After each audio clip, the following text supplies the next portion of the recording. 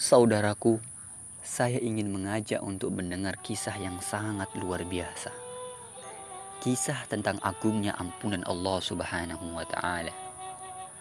Fudail bin Iyad rahimahullah, ketika beliau menasihati seorang laki-laki, beliau berkata kepada laki-laki tersebut, "Berapa tahun usiamu sekarang?"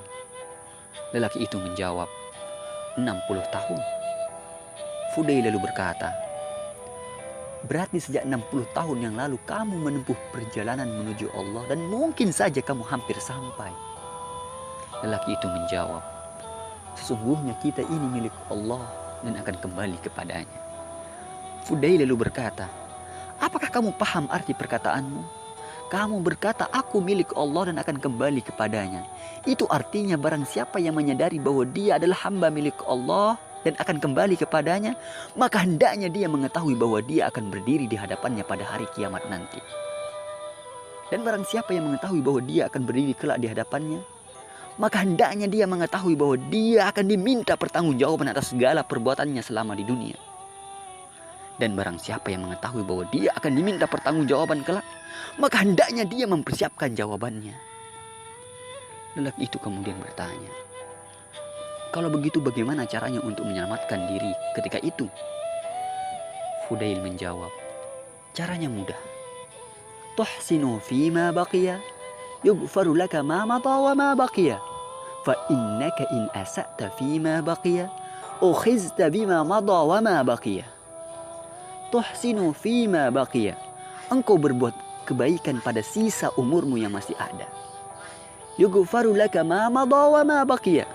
Maka Allah akan mengampuni dosa-dosamu di masa lalu. Fa innaka in asa'ta fima baqiya. Karena jika engkau tetap berbuat buruk pada sisa umurmu yang masih ada, ukhizta bima mada wa ma baqiya. Kamu akan disiksa pada hari kiamat karena dosa-dosamu di masa lalu dan dosa-dosamu pada sisa umurmu. Saudaraku, dari sini kita paham bahwa Allah Subhanahu wa Ta'ala telah menunjukkan kepada kita betapa Allah Subhanahu wa Ta'ala Maha Pemurah dan sayang kepada setiap hambanya. Rasulullah SAW bersabda, "Allahu arhamu bi'ibadih min hadhihi biwaladiha."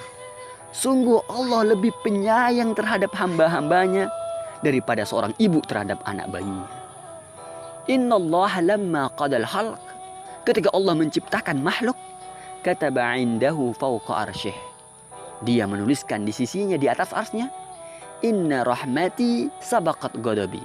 Sungguh kasih sayangku mengalahkan kemurkaanku. Masya Allah, begitu luar biasanya Allah sayang kepada hambanya. Maka masih pantaskah kita berputus asa dari rahmatnya? Masihkah kita meragukan keagungan dan kasih sayangnya? Wala tayasu min rauhillah, dan janganlah engkau berputus asa dari rahmat Allah. Innahu la yayasu min rauhillah illa al-qaumul kafirun. Sungguh yang berputus asa dari rahmat Allah hanyalah orang-orang yang kafir.